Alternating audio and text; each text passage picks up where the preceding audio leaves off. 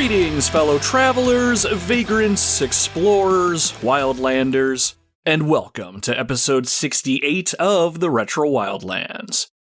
My name is Nomad, and this is my gaming podcast where I like to share my thoughts and experiences with a video game that I have discovered or rediscovered while roaming the gaming wildlands. Thank you very much for tuning into the show today. Exploring the gaming wildlands and finding new things is always a fun adventure, but it's much more enjoyable when you're able to join us. Why don't you come on over to the campfire and settle in for a bit? Dee Dee, our canine expedition leader, and Dexter, Dee Dee's brother from another dog mother, should be heading back this way shortly. They did make sure to keep the fire going bright and the coolers over there well stocked, so if you're feeling parched, make sure you grab your drink of choice. We're not going to be sticking by the fire for too long, though. Our expedition is making our way back into enemy territory, and we've been asked to help out with the rescue of several long-lost prisoners of war. I know, I don't quite understand how it is that our expedition keeps getting caught up in things like this, but after 67 trips into the wildlands, our exploits are becoming quite legendary. And who doesn't want to turn down a chance to help, especially when you're going to be getting some state-of-the-art equipment to do it? Speaking of, where the hell are Dee Dee and Dexter at? Ah, here they come, over that ridge!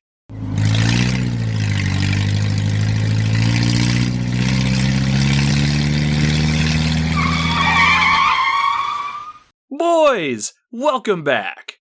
Nice set of wheels you have there. I see. A 4-wheel drive, super mobile attack jeep, just what we need. Go ahead and start putting our supplies and equipment into the back. We'll be hitting the road shortly, and when we do, we're going to need to make sure everything is in order. While I'm absolutely looking forward to traversing the gaming wildlands in a state-of-the-art attack jeep, let's be sure that we're ready for anything. I've got a feeling things are going to be getting a little hectic out there. On today's episode, we're checking out a video game that I had no idea even existed until recently, and I have to say, that is a damn shame. The original Nintendo continues to surprise me with its library, and I still keep finding good games for it. But this game was one that sunk its hooks into me very quickly, and it did it long before I played it, and it had me thinking of how I felt when I originally discovered Gunsmoke on the original Nintendo, which I covered on episode 37 of the show, by the way. Originally an arcade game that came out in 1986 and was known as Top Gunner. This particular game that we're going to explore today found its way to the NES in 1988. Every time I would see gameplay, I would make a mental note that I had to give this game a try one day. And like the universe was calling to me, I found a physical copy of the game at my local retro gaming store. Just, what is this mysterious NES game? A jackal! Jackal! It's a jackal! It looks like a jackal! Jackal! Jackal! It's a jackal! Jackal! Time!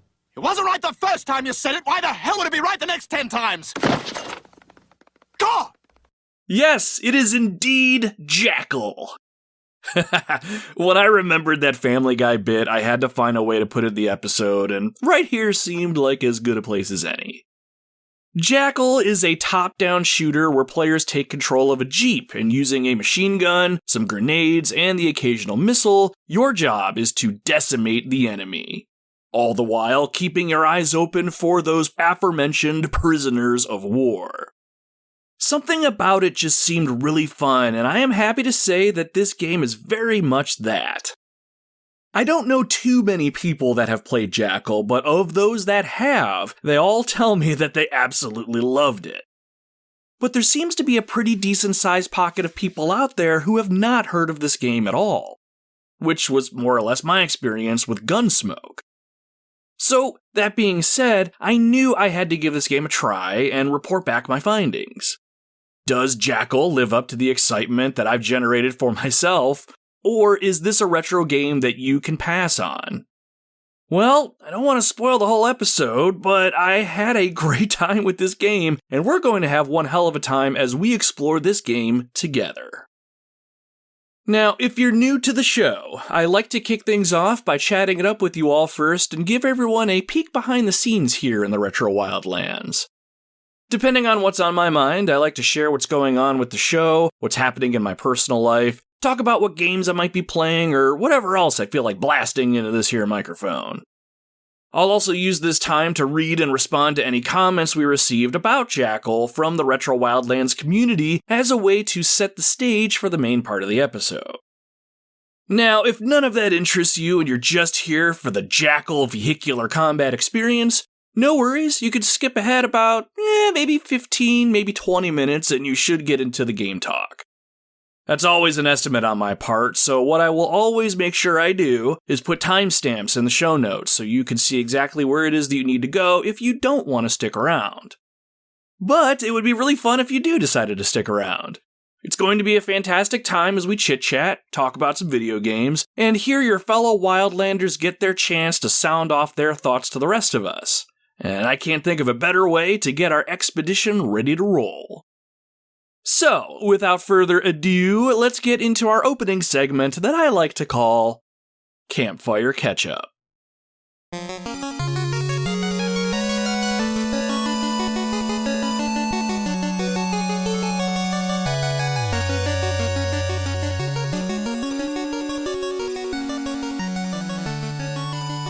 When I look over at my right, where all my physical video games live on the shelf there, can't help but smile sometimes. I'm fortunate enough to have a pretty sizable collection of games. As of this recording, my records show that I have 672 unique physical games in my collection, most of which are complete in box with instruction manual. Am I bragging about my collection? Well, yeah, I am pretty proud of it, to be honest. Between searching for deals and discovering games in unlikely places, this collection has an interesting history and almost every game has a unique story as to how it became part of my office wall. But at the same time, my physical game collection sometimes gives me bouts of anxiety. I love video games, if that's not inherently obvious, and I want to experience as many as I can, but I know I'm never going to be able to play and experience them all. Because of this, I sometimes find myself binging a game or two, using what little free time I have to power through a couple of them. Which I think is what I needed, if I'm being honest. My day job has been more stressful than normal as of late, and our annual trade show is just around the corner, so I'm putting in more hours than I'd like to help the company prepare for that. There's plenty of other things going on outside of work as well, so honestly, while it was at the detriment of getting this podcast episode out into your ear holes, I'm thankful a few video games were able to break up the stress. And it's also worth mentioning, my family absolutely had a hand in that too. I am so thankful for my wife and my stepkids. I've probably come off as tired and uninterested in things over the last few weeks, but I am so grateful for them. And of course, I'm grateful for Dee Dee and Dexter too. So here's hoping that I'm out of the rut and back on the upswing. So even though I was going through my gaming binge and taking my foot off the podcast pedal for a little bit, I was still pretty busy, all things considered. I mentioned this last episode, but there was one more podcast guest appearance that I'd made that was on the way, and that episode has finally been published. I returned to the Waffling Tailors podcast once again, and this time we talked about Metal Gear Solid 3 Snake Eater. I love being a guest on this show, as it tends to be a mixture of seriousness and outright hilarity, as some of the topics we cover are all over the place. I had a great time, and this particular episode is just part one of a multiple-part series that'll slowly release over time. If you are at all interested in checking this out, I'll have a link in the show notes so you can check out the Waffling Tailors podcast. Speaking of guest appearances, I was also fortunate enough to be a first-time guest over on the 3DO Experience, a podcast hosted by Bill and Thrack that focuses on the 3DO interactive multiplayer system. On their show, they talk about that system specifically and some of the games that came out for it. And most recently, they checked out the port of Wolfenstein 3D, the grandfather of the first-person shooter genre. While I didn't play Wolfenstein 3D on the 3DO itself, I have played a ton of this game on my PC when I was a kid, and I repurchased the game on Steam recently. All of that together more than prepared me to jump on another show to talk about the game, and I had a blast on their show, and I had a blast replaying this game too. I'll make sure to drop a link to my guest spot on the 3DO experience into the show notes as well. I've said it a bunch before, but I continue to be humbled by those that ask me to be part of their shows. So imagine my joy when I was approached by another podcast host to appear on their show. As of this recording, I have one more guest appearance coming up where I'm hanging out on a show that I have not been a guest on before, and I am very excited about it. We're scheduled to link up at the end of April, so there's still plenty of time before anything is published, but I'll keep you all posted. This podcast is one that I listen to on occasion, and I have a lot of respect for the host, so I'm hoping things can pan out as planned, so stay tuned. Once that episode drops, I'll be sure to absolutely let everybody know. If you all are looking for any extra gaming podcast to check out, be sure to check out all the ones that I've just mentioned today. The Waffling Tailors, the 3DO Experience, and any of the other shows that I've been fortunate enough to be a part of. They're headed up by some really great people, and I'm sure that they would love it if you stopped by for a visit.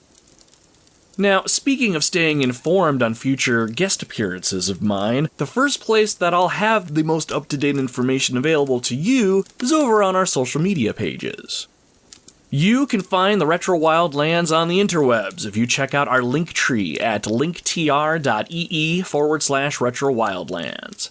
That'll give you the links to check out our Facebook, Instagram, Blue Sky, and all the other places we're at. So if you want to stay informed about the latest happenings around here, or you just want to add a little gaming spice to your timelines and feeds, follow us on your favorite social platform.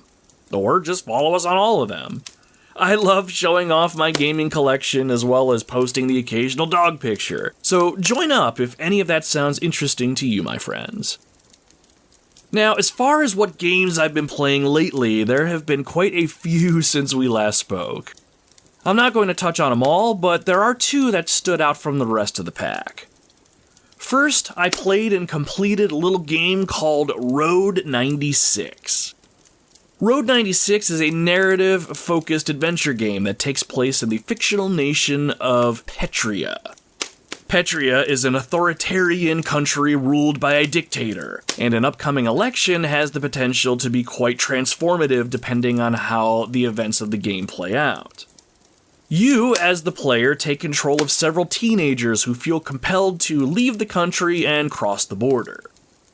It's more or less a road trip simulator of sorts, requiring you to balance your money and your energy as you make your way north. All the while, you're thrust into many crazy and unpredictable events along the way. The game is one of the more unique ones that I've played, where, as each teenager, you'll run into a smattering of side characters that all seem connected to each other somehow, and their stories become clearer the more you play. What makes it more interesting is that each player experiences events in different orders, so my playthrough wouldn't be exactly the same as somebody else's. My buddy Bob recommended this game to me, and it was fun talking about it with him, seeing how his story played out differently than mine. At the end of the day, your choices and actions can determine what happens to the nation of Petria. Do you advocate for change by voting for it? Do you push for change via a full-scale revolution? Or do you just shroud yourself in indifference and only look out for yourself? While the writing felt very heavy-handed in some spots, and it was very obvious to me that the dictator in the game drew some obvious parallels to a certain orange man running the United States right now, I thought the characters really made this game. At around 8 hours, it was the perfect length, too. So yeah, if a procedurally generated road trip simulator with a great cast of characters and cool indie music sounds like a good time, I can think of worse things that you can spend your time on. While I doubt I'll ever play the game again to see any of the other endings, I'm happy to have played this game, and I'll be checking out the game's prequel, Road 96 Mile Zero, at some point soon. The other major game that I played through and finally completed for the first time was The Last of Us Part 2. When I saw that the HBO series was set to release Season 2 in April at the time of this recording, I felt compelled to give this game another try and complete it. The original Last of Us will go down as one of my absolute favorite video games of all time, easily a top 3 game, and depending on the day, it can be my absolute favorite. So, naturally, I was all on board for the second installment. I ended up playing it the year that it came out, but I walked away about halfway through. I was having a good enough time with the game, but it was bigger than I was expecting, and the twist in the middle threw me for a loop at the time. The Last of Us Part 2, at the time, and probably still now I'd imagine, divided fans of the series for various reasons. Thankfully, I somewhat successfully shielded myself from most of that and finally played the game on my own merits. I do think I understand why some people absolutely love this game while others absolutely despise it, especially when it comes to the narrative. I won't spoil anything in case some of you listening are shielding yourselves like I did, but I will say, while the story in Part 2 wasn't my favorite, I think I understand what Neil Druckmann was going for, and I think it was largely effective. It's on you, though, as the player, to decide how vested you are in the tale of vengeance the game is trying to weave, and it's up to you if you're okay with how the story ends and why it ends the way it does. And, just to make it clear too, if you aren't okay with all of that, or even a portion of it, that's 100% fine. I can absolutely see how it wouldn't be for some. There were parts of the narrative that I did not care for at all, and I wish more time was spent on some things and less times on others, but at the end of the day though, I did enjoy my time with this game, even though it felt like 26 hours was way too frickin' long. I will be going back, though, to clean up some lingering trophies for yet another platinum to put on my shelf, that is for sure. I am curious how you felt about The Last of Us Part 2. If you think of it, drop a comment on our social media pages. I have a few posts out there talking about the game, and I'd love your input whether you liked the game or even if you didn't. Personally, I'm always into different perspectives, so as long as the conversation is thoughtful and respectful, I am all for it. So all that said, I'm ready for HBO's second season. Will it be as good as the first? I don't think so, but I'm still eager to see how it comes together. Other than that, my friends, I am just trying to stay motivated. 2025 started off fairly strong for me, but I've quickly hit a wall when it comes to things in general. There isn't really any one thing that's driving me down or anything, and I'd like to think it's just been the extra stress at my day job and the crappy weather that we have to continue to contend with here in Ohio, but still, I'm going to keep on keeping on here in the Retro Wildlands, and I wanted to thank you all again for taking time out of your days just to listen to the show. It absolutely means more to me than you will ever know. So, with all of that said, I think it's time to wrap up this episode's catch-up and get to the reason that you're all here today. It is time to start talking about Jackal for the original Nintendo Entertainment System. We had a couple of comments come in from our Retro Wildlands social media pages and a few other places about Jackal, so let's give some fellow Wildlanders a moment in the spotlight to start things off, shall we? First up, we have Kurt from our Facebook page, who said, "No joke, this is my favorite NES game. I actually have a graded, sealed, complete inbox copy in my office. This was my game growing up, and I am so excited to hear this episode." Kurt, I gotta say, man, that is pretty badass. I'm slowly finding out that there's plenty of people who hold this game up on a pretty high pedestal, and it's really cool to find out that this is one of those games for you, too. I'm sure that complete in-box copy looks awesome, too. I can absolutely relate to how awesome it feels to have a game mean something like this to you. You'll have to share a photo of that complete in-box copy if you think of it. I'm hoping today's episode does your game justice, Kurt. If nothing else, I know that you're going to be riding high on nostalgia once we start playing the game together. That much I can guarantee. Our next comment came from Mass Keaton, who dropped a comment in the Super Pod Lounge Discord server, a server that I skulk around in from time to time, which I will leave a link to in the show notes if you are at all interested in joining up with. Keaton said, I've never played Jackal, so I greatly anticipate the play-along section of your show. That's all I got. Hey, and that's all you need, my friend. I love checking out a game and highlighting it for those that may not have heard about it or experienced it before. Half the fun of roaming the Wildlands is finding something new, and I'm hoping the show convinces you to give Jackal a try. But if nothing else, we're absolutely going to be playing this game together here in a bit, and you'll get a first-hand look at just how awesome late 80s vehicular combat really is. Our next comment came from the gaming mixologist, who chimed in over on our Instagram page. They said, classic, made a drink for it. If you listening happen to be over on Instagram or even TikTok, the gaming mixologist has some great content over there. Frankie Francis, Frankie is a great name by the way, often makes his own specialty drinks, and a lot of them are video game themed. The Jackal themed drink, called Jackal Day, uses 4 types of Jack Daniels topped with a little bit of ginger ale. Mixed drinks like these aren't my personal preference, as I'm more of a craft beer, bourbon, or whiskey kind of guy, but I love creative drinks like this. I'll try and remember to post a link to the YouTube video I found highlighting the Jackal Day drink, so be sure to check out the gaming mixologist. Just don't operate your heavily armored tactical Jeep under the influence.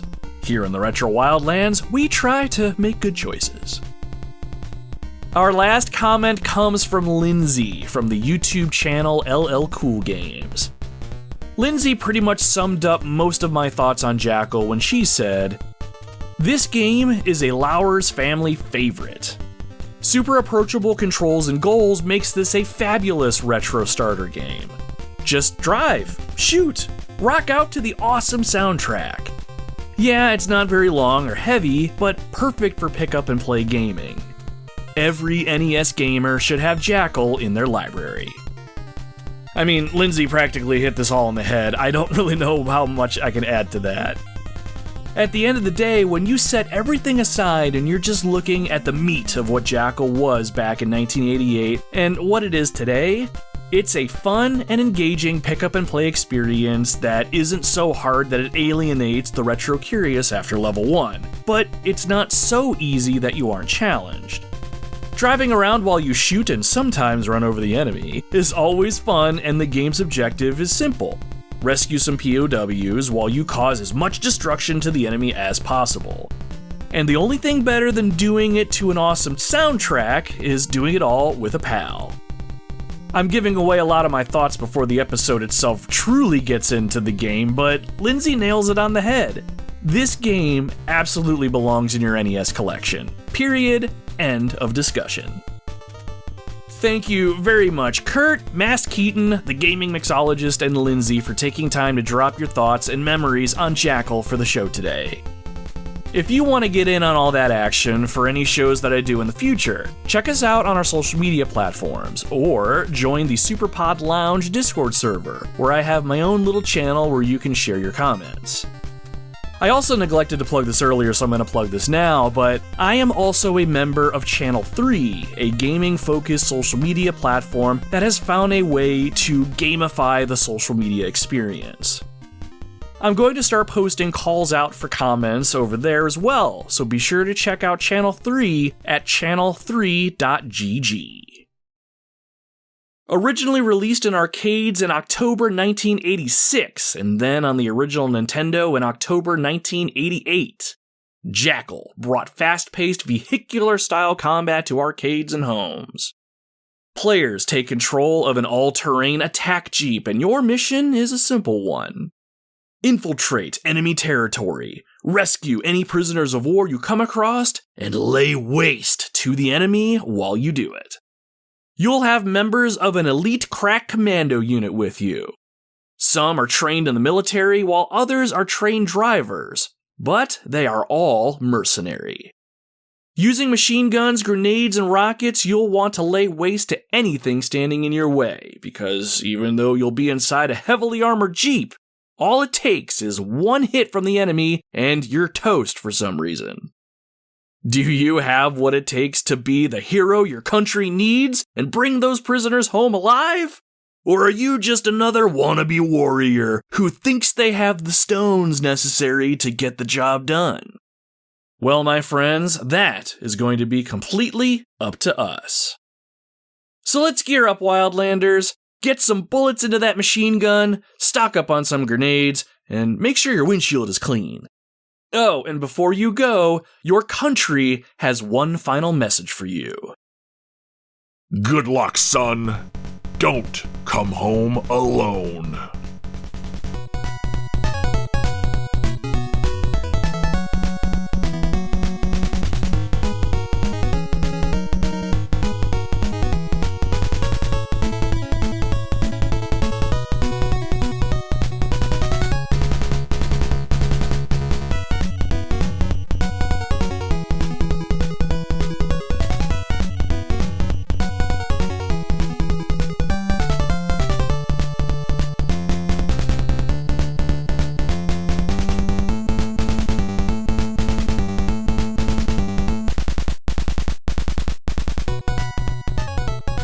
Over the last few years, I've noticed the term hidden gem tends to be thrown around a lot when it comes to older retro games.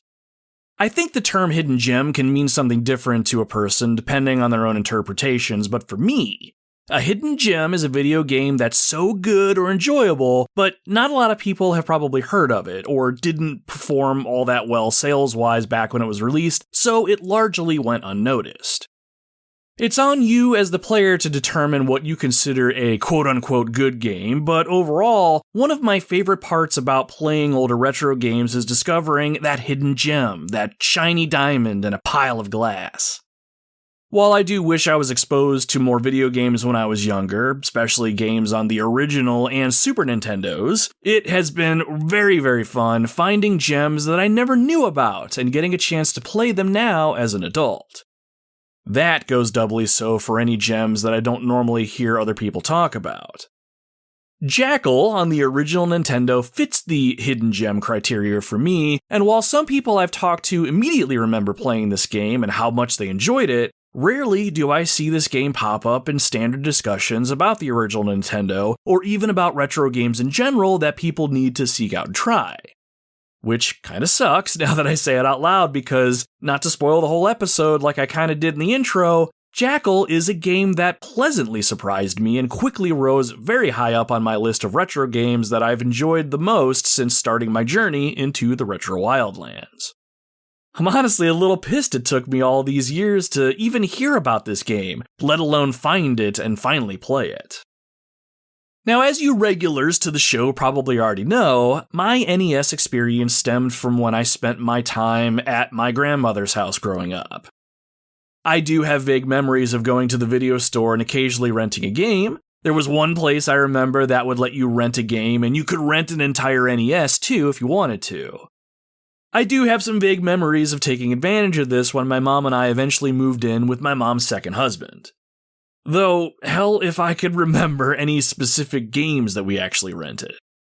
I do have flashes of walking down the aisle of games though, and like most of us, I'm sure we were trying to make our best decisions based on the box art that we'd see. The box art of Jackal was one that I would like to think, if I did ever see it, I would immediately have grabbed the game. The box itself looks pretty cool, even today. Mostly covered in a silver color, we see a military jeep coming at us from the left, another jeep in the distance on the right, and a helicopter chasing them both. The jeep on the left had two guys in it, one driving and one operating a mounted machine gun on the back. Both had that typical look of determination and ferocity on their faces as the one drove and the other fired the gun. The name of the game, Jackal, was at the top of the box, and the logo itself was very, militaristic, I guess, if I'm even using the right word there. It wasn't flashy, and it wasn't colorful. It was, in my mind, as a young child, very adult, mature. And adding to that whole thing is that Nintendo seal of quality. And when you put it all together, you've got yourself one hell of a badass looking video game. There was no age rating or anything on games this far back, but if a game came off to me as adult, I tended to want to gravitate towards it. Don't get me wrong, I did and still do love me a good old whimsical adventure into the Mushroom Kingdom, but Little Nomad always had a yearning for the big boy stuff. So now that I have my hand on the cartridge and can actually play this game as God intended, it's about time we do just that. But before we slide this game into our NES and check the game out proper, we need to dive a little deeper and peel back a few of the layers so we can see exactly what it is that we're working with. So, what is this game? Jackal is classified as an overhead run-and-gun shooter where players aren't really running and gunning on foot, they're doing it inside a heavily armored attack jeep. Originally released in arcades back in 1986 as Top Gunner, Jackal has a fairly simple premise. You need to make your way to the end of each stage while taking out the bad guys and rescuing some prisoners of war along the way. Standard issue fare by the sounds of it. And while we might get just a little bit of this in the very beginning of the game, so long as we don't press start too quickly, we do have plenty of background on this game and its story, so long as we have that instruction manual that we can thumb through. I love a good instruction manual, don't you? Alright, let me grab it here and see what our story setup is. Ahem. Infrared satellites soaring miles above Earth have spotted dozens of American prisoners of war still trapped on enemy soil. Missing for years but never forgotten, these men must be brought home. But America is in no position to risk an all-out invasion that could prompt retaliation. Instead, the only possible hope for their freedom is a small-scale commando raid, codename Jackal. Immediately, the president turns to the Green Berets and their combat-ready, tactical infiltrating Jeep Squad. The Jeep Squad is comprised of 20 all-terrain, four-wheel drive, super mobile attack jeeps, each equipped with one driver and one gunner. Only 40 of the Green Berets' bravest and most cunning soldiers belong to this elite fighting force. And because of the secrecy of the mission, only a few of them qualify for the rescue attempt. Needless to say, you've been chosen to be one of the few, the proud, the Jackals. So work up your courage and polish your guns because it's time to save the life of each and every brave American POW. And before you go, your country would just like to say, good luck, son, and don't come home alone. As far as setups go, it's pretty cookie cutter, and I happen to like cookies, so I'm all in. During the game, while you're going to be tearing through enemy territory and blowing through the enemy themselves, our primary mission will be to locate any POWs, load them onto our Jeep, and deposit them into an awaiting helicopter for extraction. According to the instruction manual, the mission starts along the fringes of the Cambodian border. From there, we'll claw and scratch our way through 6 deadly enemy territories. As we move forward, we'll be running into some heavy resistance in the form of tank patrols, cannon bunkers, bomber squadrons, and even a hostile Navy fleet. Our only means of survival are our trusty mounted machine gun, hand grenades, bazookas, and world-class driving skills. Now, while the game emphasizes POWs as our primary objective, we're also working our way towards the enemy's main fortress, codenamed Zulu. This is the final location at the end of level 6, and we need to make sure this place is put out of commission.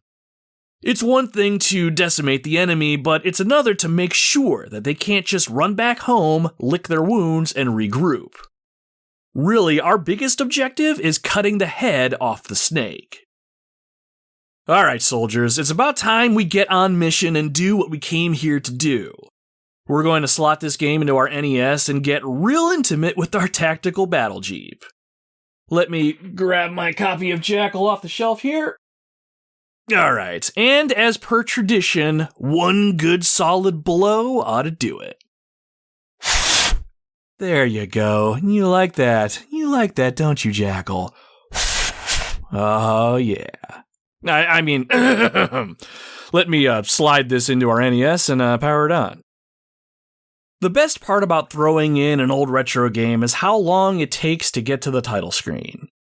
In the case of Jackal, in about 0.2 seconds, we are looking right at it. On screen, we can see the Konami logo at the top, but right underneath, in all of its glory, is the logo for Jackal. I really like this logo. It has a mountain range at the very top of it, and behind the word Jackal itself are blue, red, and white stripes that are very reminiscent of the G.I. Joe logo. Just looking at this logo gave me that adult vibe that I always appreciated when I was a kid. Below all of this, we as players are given one choice that we need to make, and then we are thrust straight away into the action. We need to decide between a one-player or two-player game. While I didn't get a chance to play this game with anybody else, I have no doubt in my mind that this game is a blast with two players. This isn't one of those games where you each take turns, nay. Both players will control their own Jeep and work together to see this mission through. There is no doubt in my mind that if I knew about this game when I was younger and we had it in our NES collection, I would absolutely play this with my cousins. I'm hoping some of you listening who have played Jackal before got to play with a pal, like a sibling, cousin, or whomever. I'll touch on the game's difficulty a little bit as we go here today, but I'll preface by saying, while Jackal can be a challenging experience, the ramp-up in difficulty seemed to be more gradual than other NES games that I've played, which usually go from 1 to 100 after the first level. So that being said, I don't think you have to worry much about finding grade A talent when it comes to a co-op partner. Find someone that you can tolerate and you're gonna have a good time, I am sure. For us, though, I can't really speak to the two-player experience myself, so let's fly solo. We're going to select a one-player game, but before you do, hang out on the title screen just for a moment.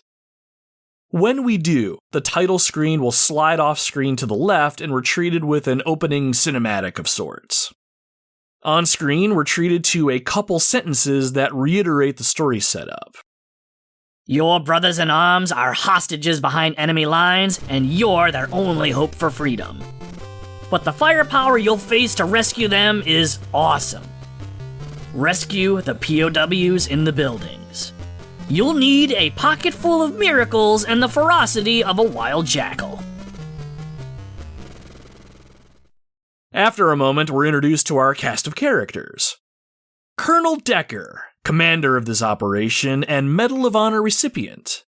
Lieutenant Bob, the finest sharpshooter in the history of the Green Berets.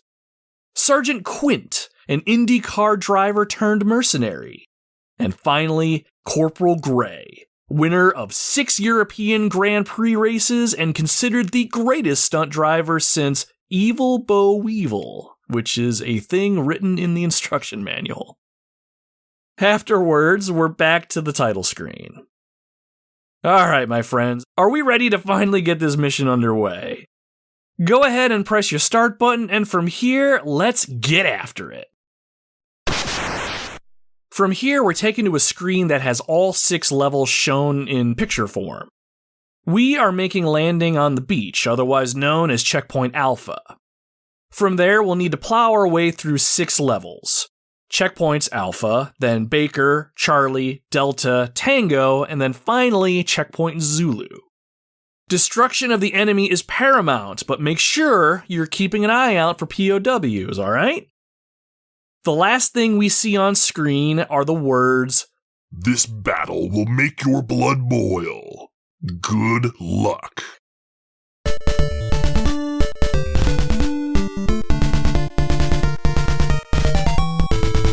I think the idea of our blood boiling is meant to be used as a way to pump us up, I think. The gameplay can get pretty hard, but that really won't be until much later. Anyway, after this screen, we're taken to the start of the very first level. Most of the land is a pretty nondescript coastline with the coast itself off to our left. A transport helicopter flies on screen and quickly deposits our Jeep, codenamed Trigger, onto the battlefield. And with that, we're given control and the game begins.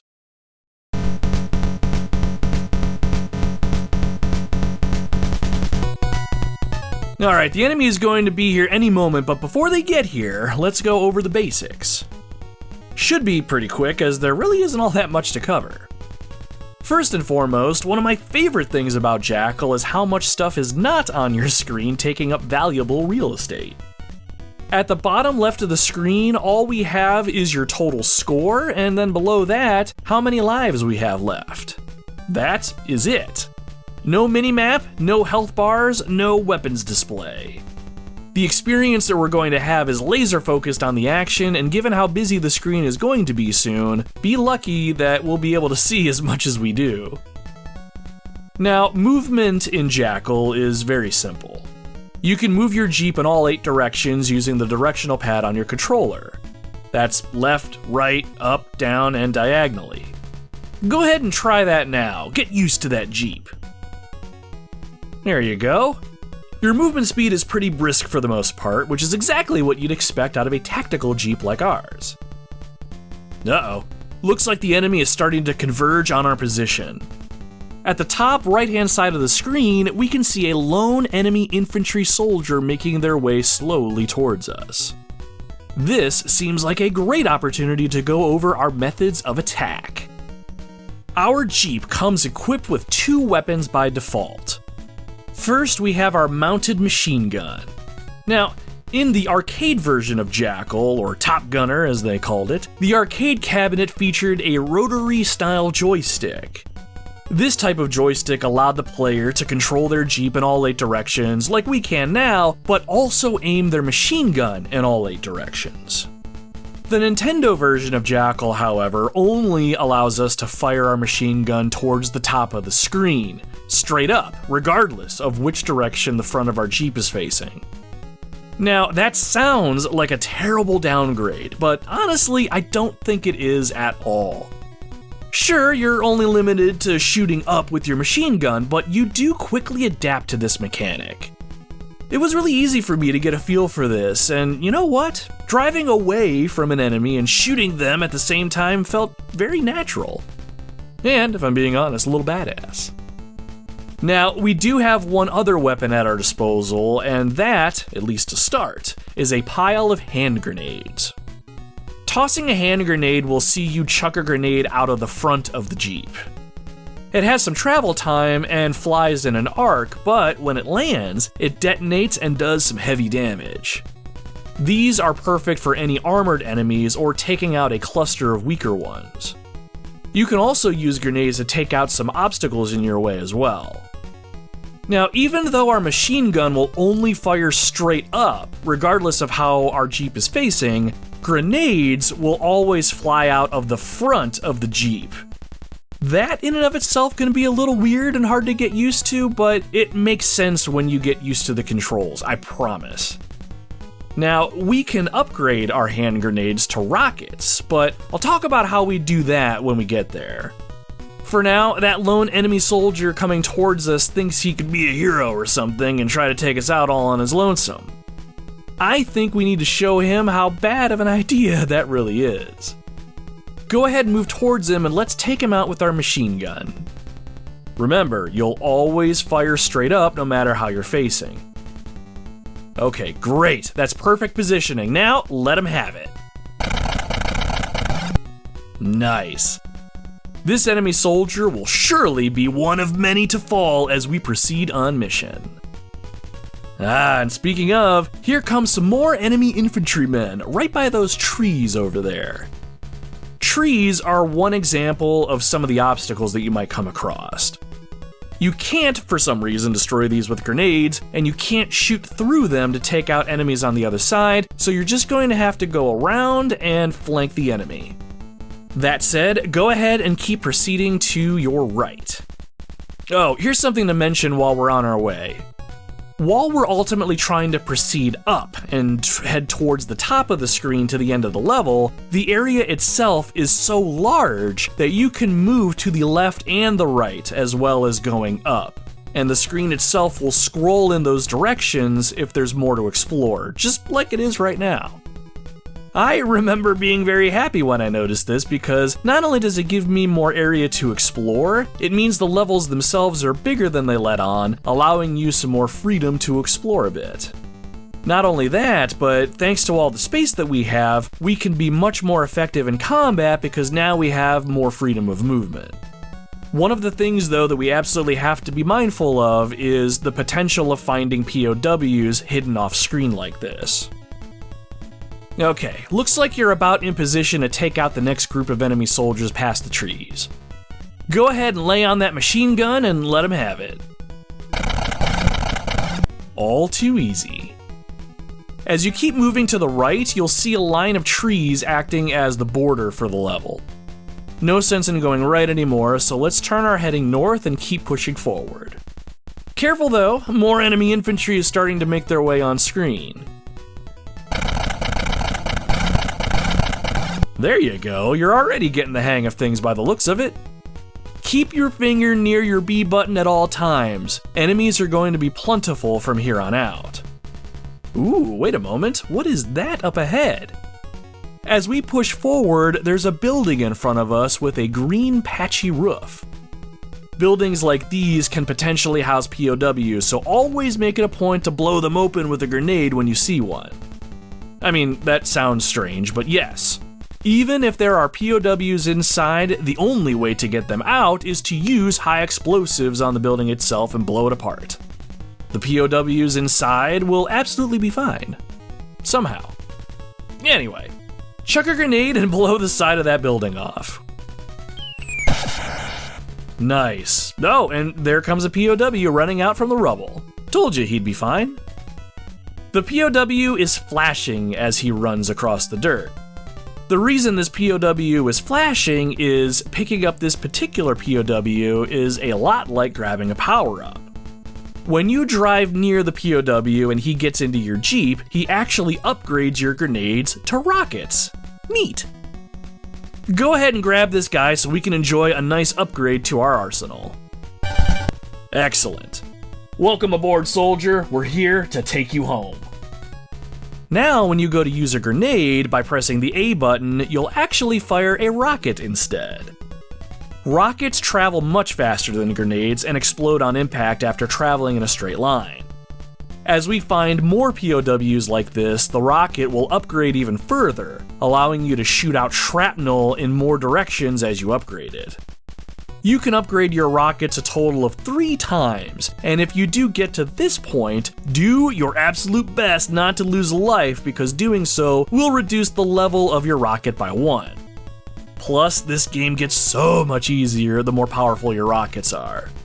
Oh, and if I didn't mention it earlier, you have unlimited ammunition for both your machine gun and your rockets, or grenades if you happen to have those, so you can see why getting a full rocket upgrade is highly recommended. Now, the one thing you don't want to do, like I said, is lose a life. How easy is it to lose a life in this game? Well, even though you're driving a fully armored, top-of-the-line tactical battle jeep, all it takes is 1 hit to take you out. Yes, you heard that correctly. Any projectile touches you, or if you happen to collide with an enemy, you can kiss your ass goodbye. You will lose a life, and you will lose a weapon power-up level as well, but worst of all, if you happen to have any POWs with you, they will scatter and you'll have to pick them all back up again. Well, that's assuming they survive the explosion, because I've not always had POWs reappear after I've been taken out. The only good thing about getting killed in Jackal is that you don't have to start the level over or anything. You'll just reappear at the spot that you were taken out, so you can get back into the fight right away. Still though, let us avoid death where possible, okay? Alright, now that we're understood on that little point, let's keep moving. Off to the left, there's more infantry, so why don't you test your new rocket out on them? Sorry, what was that? You think that's overkill? I don't recall where I gave you the ability to question orders, soldier. You need to test your gear out, and what better time is there than right now? So angle the front of the Jeep towards the enemy, press the A button, and let loose the hounds of war. Oh yeah! See how much quicker that rocket flies? You absolutely have the advantage now, you just have to hang on to it. Ah crap, look alive! There's an enemy gun turret just ahead of you, and it's already taking shots at you, so watch out. Go ahead and move south, and then get underneath the turret and use your machine gun on it. I can tell you right now though that it's gonna take a few bullets to take out the turret, so make sure you're giving it everything you got. Alright, there you go, you're right in range. Go ahead and fire! Nice, that is one less gun turret to worry about. I gotta say, you're doing pretty good so far. But don't get cocky, soldier. We still have a lot more ground to cover. As we continue to head north, there's another gun turret that you'll probably want to take out. Go ahead and give this one a little rocket therapy, would ya? Solid work. There's more infantry coming from the north as well, so let's go ahead and give them a case of projectile lead poisoning. Hell yeah. It probably goes without saying, but like most run-and-gun style shooters, you'll want to remain as mobile as possible to avoid any incoming projectiles from the enemy. And I'm sure some wise man once said this, but when you stop moving, you become a target. So, don't become a target. Make your enemy have to work for it. Stay on the move. Now, while I did just say that you'll want to do your best to keep moving, you are going to run into some obstacles that will stop all forward progress. Take that wall in front of us. While the gray cement-looking wall has certainly taken a beating over its lifetime, there is no blowing our way through that. There is, however, a set of green steel doors embedded into the wall. I'll bet a well-placed rocket will make short work of that. Before we can get into position though, we're gonna have to deal with the two gun turrets guarding the door as well as the couple infantrymen in this area. Go ahead and take them out however you deem appropriate.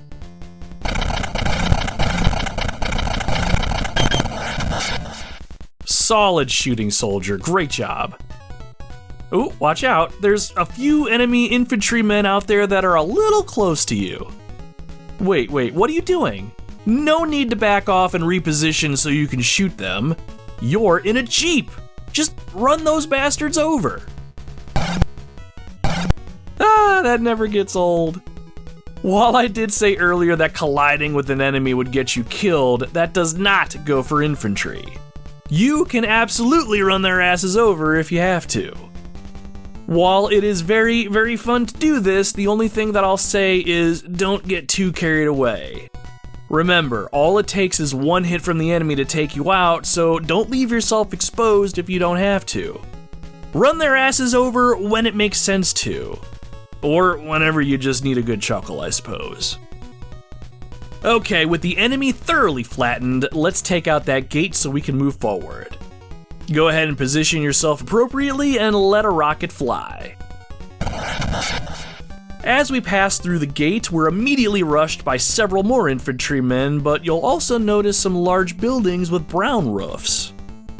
There's not a lot of room to move and maneuver here, so I suggest a little machine gun action as well as running a few of these guys over if the opportunity presents itself. We're gonna need as much wiggle room as we can get here in a moment, so go ahead and clean house. Easy enough. Alright, let's turn our attention to the buildings with the brown roofs. These are where POWs are generally held, so just like last time, we need to blow a hole in the building and let the POWs escape. Go ahead and do that with the first building there. As soon as you create a hole, you'll see the word HELP appear above. After this, POWs will start to move out of the building. These ones are not flashing, so they don't upgrade your rockets or anything, but still, make sure you grab them all. Go ahead and drive up next to the building and wait for them all to pile in. Perfect, all four are on board. There's two more buildings in this area with POWs, so while we're here, blow them open and collect the prisoners. Don't worry about space. Somehow you can accommodate everyone, so get to cramming them into the Jeep.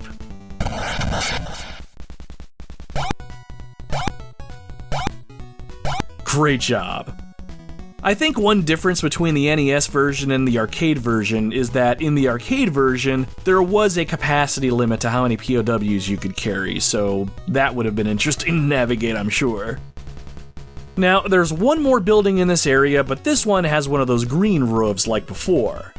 Just like last time, this building has a POW in it that'll upgrade our weapon, so go ahead and give our rocket a little bit more firepower and blast that building open and collect that POW.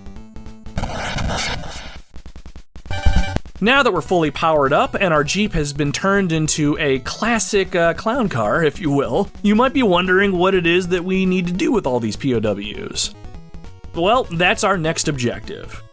In order to fully rescue the POWs and secure a hefty score bonus, we have to head to a heliport where one of our choppers will land and take the prisoners to safety. Let's keep moving north. A helipad is not too far from here. Uh-oh, looks like we can't go north anymore. A body of water is in our way. Head to your left and see what's over there. Aha! A stone bridge will take us to the left over the river that's formed here. Go ahead and head on over, but be careful, there's enemy patrol boats in the water and they will be firing on you. While you're doing that, I do want to shout out the level design here in Jackal. While we're not going to explore all the stages together, I do really like how each level is designed. Now, the level design isn't groundbreaking or anything, but I love that the levels don't just go up towards the top of the screen and all you see is all you get. I like being able to explore to the left and to the right a bit, but more so, I like areas like this bridge that you're crossing right now. While the wide open spaces are great for exploration and providing an edge when it comes to battling the enemies, places like this bridge that restrict your movement require you to change up your playstyle just a little bit without becoming, gimmicky, if that's even the right word. It helps keep the gameplay fresh and really tests your ability to move and defend yourself at the same time. So again, not groundbreaking level design by any stretch of the imagination or anything, but I appreciate how the levels are designed in Jackal. Once you've crossed the bridge and are heading north again, we'll come across a new enemy type that we're going to be seeing a lot more of. Nothing super special here, but we're going to start seeing enemy tanks. They aren't much bigger than our Jeep, but just be mindful of them.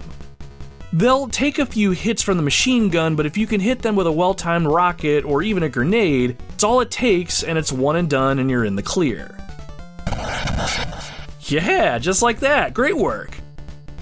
Up ahead is another building with a green roof. You should know what that means by now. One more POW to rescue, and this one will further upgrade our rocket, so take a moment to free him and reap the rewards. Sweet. Now, upon impact, our rocket will spew out shrapnel that'll harm some enemies around it, making this weapon perfect for clusters of enemies. As we keep heading north and carving out a path of destruction, you'll notice a helicopter coming from the bottom of the screen and fly right past us. This is our helicopter, and it's heading towards the nearest helipad in order to land and take those POWs we have to safety. We still have a ways to go and a lot of resistance to plow through, but we want to make 100% sure that we stay in one piece as we make our way to the helipad. If we get hit, not only will we lose a life, but any POWs that we have in tow will be thrown out by the explosion and we'll have to recollect all of them. And like I mentioned before, not all of them will reappear either. I assume it's because the NES could only display so many sprites on screen, but I'd like to think it's because some of them perished in the explosion. But as long as you take your time, everything will be just fine. After a little bit of travel and a lot of fighting, we'll make our way to the heliport on the right-hand side. See it up there? The helicopter we saw earlier is already waiting on the helipad. A bunch of lights surround the helipad itself, and there's only one way to get to it, and that is from the right-hand side. all we need to do is pull the Jeep up and stop in front of the helicopter, and our POWs will offload themselves. You, of course, want to make sure that you clear out any enemies that appear beforehand, so why don't you go ahead and do that now? Go ahead and take out the infantrymen as well as the couple gun turrets in the area and make this area safe for our POWs to make their way to the chopper.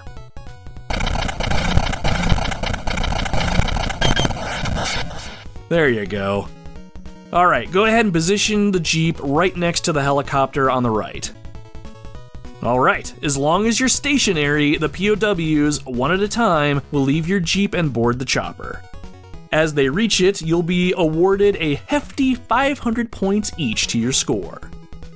You can gain extra lives as you accumulate points in this game, so while rescuing POWs isn't really mandatory, it is highly recommended if for no other reason than to get more lives, which you will absolutely need. And besides, you don't want to be that guy that leaves friendly forces behind, right? Anyway, let's unpack our clown car and get those POWs into the chopper.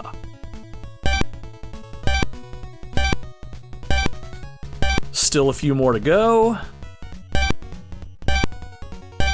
Make sure your eyes are scanning your surroundings while our POWs are heading to the chopper. You don't really have to worry about that here in the first stage, but in later stages, enemies may still attack you while you're unloading POWs.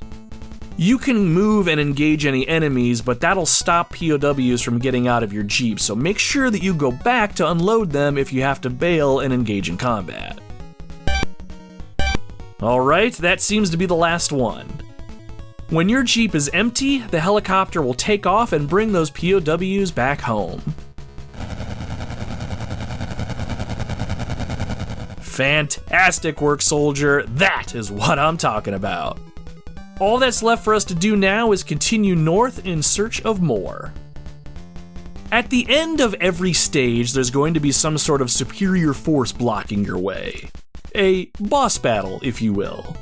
And the boss battle at the end of stage 1 is just up ahead.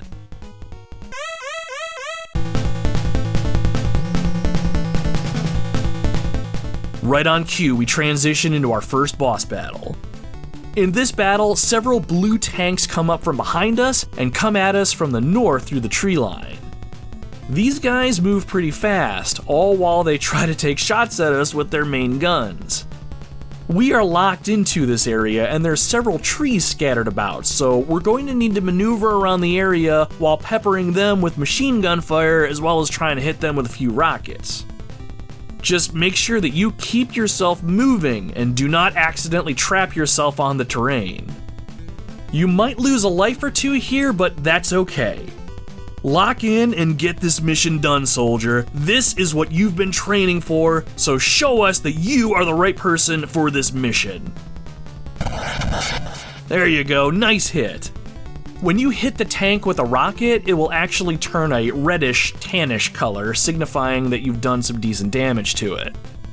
I recommend focusing on one tank at a time if you can help it. My issue with this boss fight was allowing too many tanks on screen and getting overwhelmed by their bullets since you can't really maneuver around the trees all that fluidly. There you go. Stick and move. Stick and move.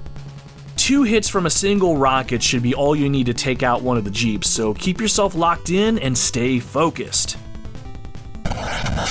Nice, 1 down. Once you take out all the tanks, you'll know that you've achieved victory when the music abruptly stops. From here, the screen goes black and you're taken to a screen showing off your tank and crew in what seems to be a comic book panel of some sort, as they push forwards with machine guns blazing. The driver of the tank lets out a fiery "yeah!" and a victory fanfare plays.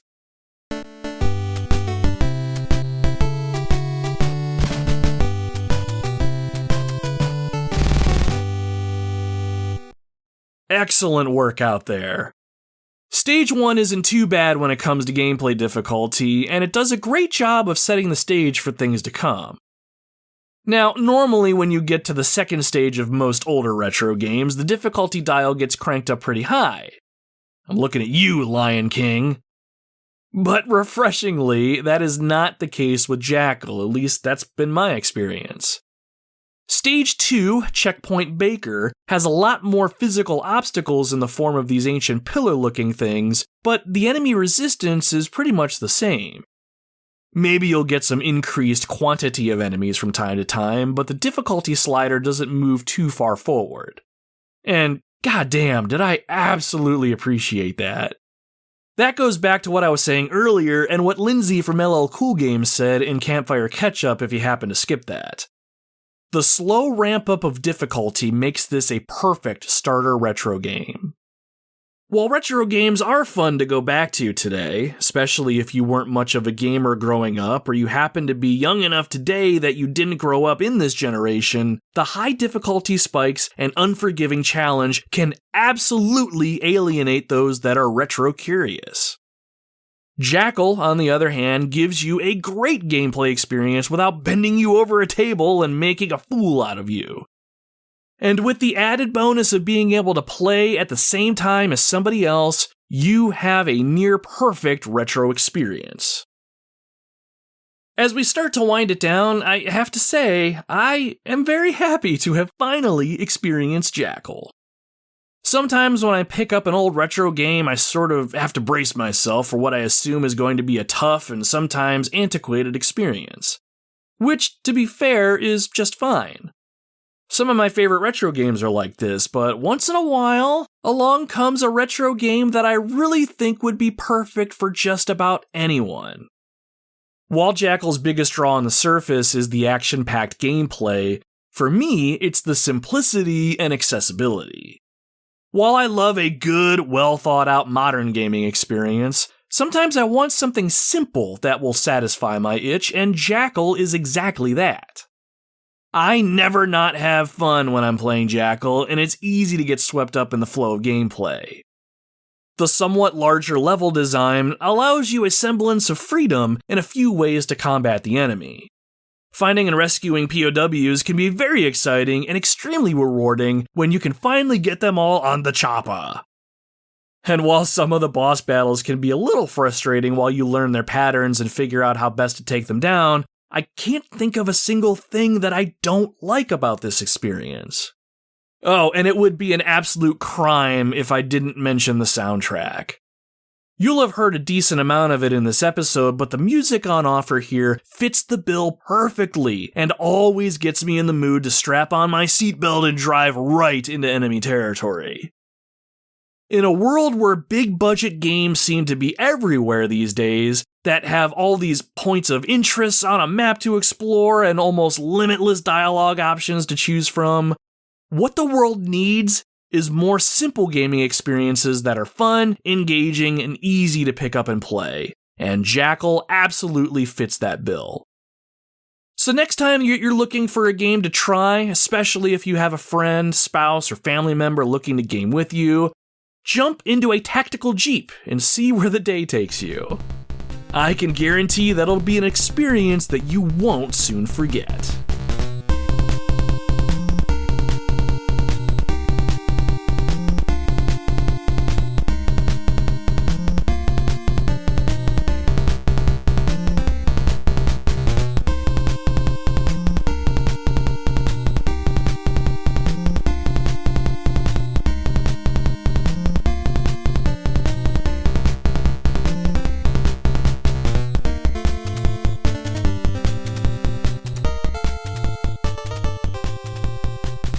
Just like that, we've come to the end of another trek into the gaming wilderness, my friends.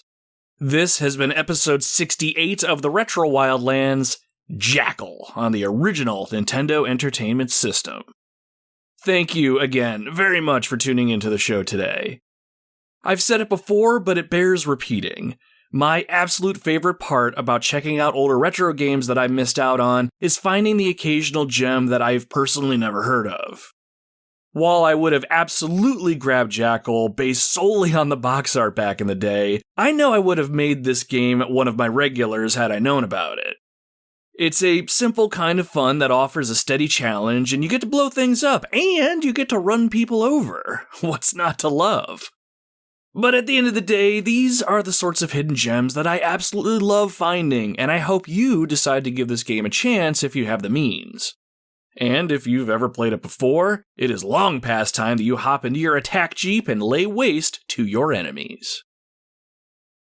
If you liked the show today and you want to show it and myself some support, please consider subscribing to or following the Retro Wildlands on your preferred podcasting platform.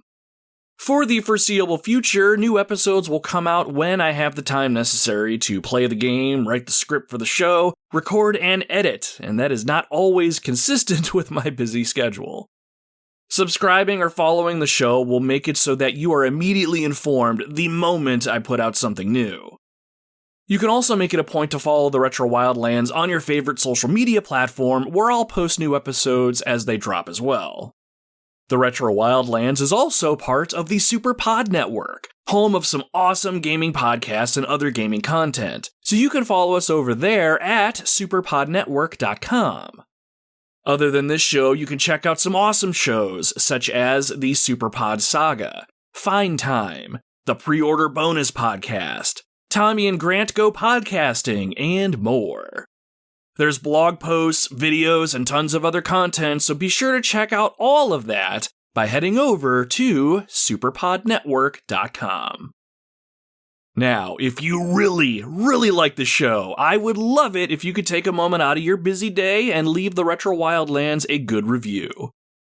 You can drop a star rating over on Spotify, but you can also leave ratings and written reviews over on iTunes, Podchaser, Podcast Addict, Podbean, where I base the podcast out of, and I'm sure there's other platforms out there that I can't think of at the moment. Good reviews will help circulate the show around into more search feeds, but more than anything, it'll let me know that you like what it is that I'm trying to do here, and it would mean the world to me if you're able to drop that good review. But, like I say every episode, you are not obligated to do any of this if you don't have the time or you don't think I earned your good review. Just the fact that you've spent your time with me today listening to my passion project is much more than I could have ever asked for, so, above all else, thank you for being here. So, what's coming up next? I mentioned in our opening segment, Campfire Catchup, that I was fortunate to be part of the 3DO Experience podcast, where we talked about Wolfenstein 3D, the grandfather of first-person shooters. I've had this game on the running list of games that I want to cover for this show, so I was excited to jump on another podcast and talk all about it. But the more I replayed this game and the more I talked about it, the more I wanted to bump Wolfenstein 3D to the front of the Retro Wildlands rotation and give you all a show about it. And that being said, that is exactly what I'm planning to do. I have a lot of fun memories with this game, and it's one of those games that I played extensively with my best friend growing up. He and I would spend hours and hours and hours together at sleepovers, just laying waste to Nazis, collecting treasure, and pushing walls for any signs of secret passageways. It's a very simple game by today's standards, which made me think. First-person shooters have come a long way since Wolfenstein 3D, so does this game have any chance of holding up today and being enjoyable, or is it just a blast from the past that should remain in the past? Well, my friends, that is exactly what we're going to find out next time.